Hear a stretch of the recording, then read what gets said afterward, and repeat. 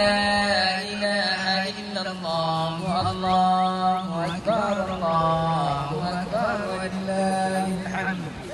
And people are all over the Twin Cities and about at least a dozen of venues for people to go and pray Eid al-Adha. This is a critical time and important time for all the Muslims celebrating the Eid and the sacrifice Eid. In light of what's going on in Gaza, the slaughtering and genocide, people who are Muslims are going to pray or are now starting the prayer.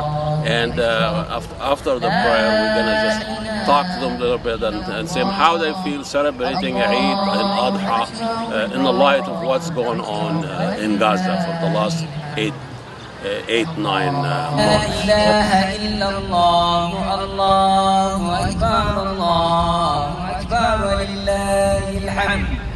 الله أكبر الله أكبر الله أكبر.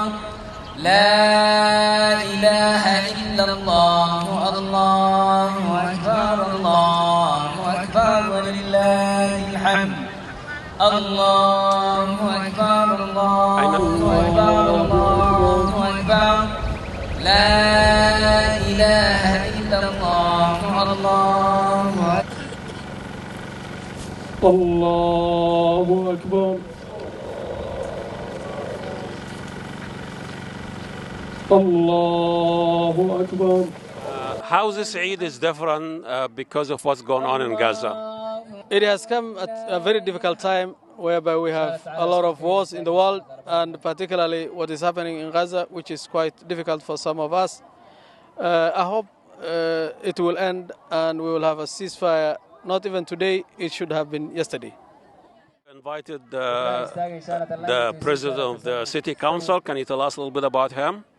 He is a great leader, a gentleman who has really done a lot of good things for the cause of this community, not only community, for the greater Minnesota. He has passed, with his help, there was a resolution for Gaza, which was to stop, to have a ceasefire, which was vetoed by then the mayor, but the council members have overridden that veto, and it's now a resolution. And we had also Uber and Lyft, which was very important to this community. Most of this community are drivers, particularly they are very good in transportation, and they passed a law now, which is a law indeed, because that also bill has been vetoed by the mayor, but the council members have overridden it. And it's now a law in the greater Minnesota. Tell us a little bit about the Gaza resolution, and in light of what's going on in Gaza, here is the sacrifice Eid. The Gaza resolution came forward on the very first meeting of this term. It was even before I was voted in as president. And so obviously after October 7th, all of our hearts have been heavy with the tragedy that's been going on over in Gaza. And it did not sit well with me sitting in a local elected position to keep my mouth quiet on this topic, right? And there was a lot of pressure for us to not pass a resolution. There was a lot of people saying, oh, you're a local council member, this is not anything to do with you, leave this to the federal government. By us taking a firm stance for ceasefire, we're saying that we should not be sending weapons over that are being used to indiscriminately bomb. We should not be sending aid over that is leading towards the deaths of innocent civilians. What we should be sending over is aid that supports the Palestinian people so that they can survive this. And so it was just very, very apparent to us about what the right thing to do was. Yeah, my name is Abdullahi Mahmoud and my son Muhammad. We're here to celebrate the Eid prayer. But I'm really very sorry what happened in Gaza, and we pray for them. Yeah. I'm very sorry what's going on in Gaza. As a Muslim, I am feeling very sad for what is happening in Gaza.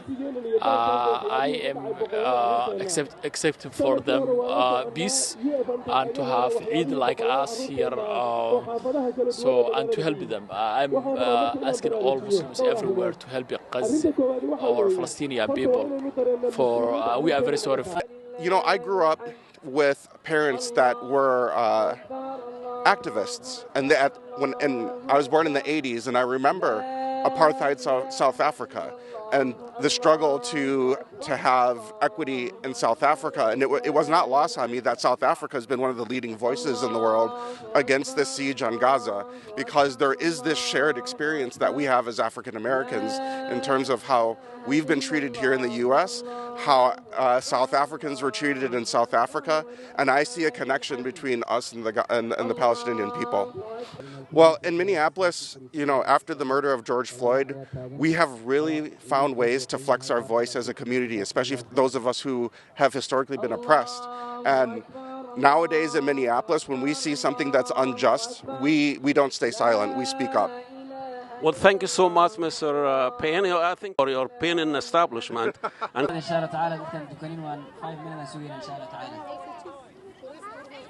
oh, I'm gonna go eat food, IHOP, mashallah, and then because prayer's done, so we're gonna go eat, and then after we're gonna go have some fun. Is this Eid any different because of what's going on in Gaza? Yeah, very different because they can't have the same like they can't spend it the way we do in like khair. Any messages to your sister of somebody in your age in Gaza?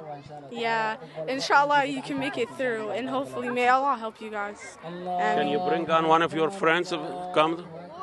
I'm my best friend. Where were you? What's your name? Zara.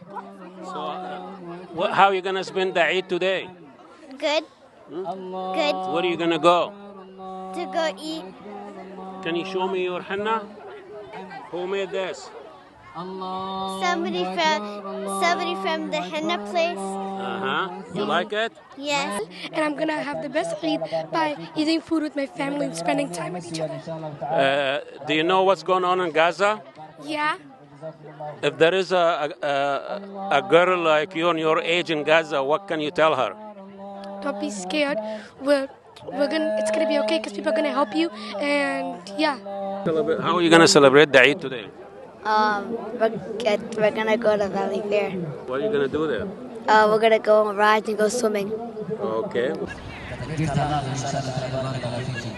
From northeast, from a park in northeast, here is a wonderful area there by Mojo Coffee Gallery and railroads and old neighborhood. A few hundred Muslims gather to celebrate the Eid sacrifice, and in the light of what is going on in Gaza, ethnic cleansing and genocides and bombing of our brother and sister in Gaza for the last 8-9 months, Muslims are sending and reflecting on brother and sister there and their suffering, and wishing them the best, wishing them a peaceful Eid, and wishing them to enjoy what they've been enjoying here in America.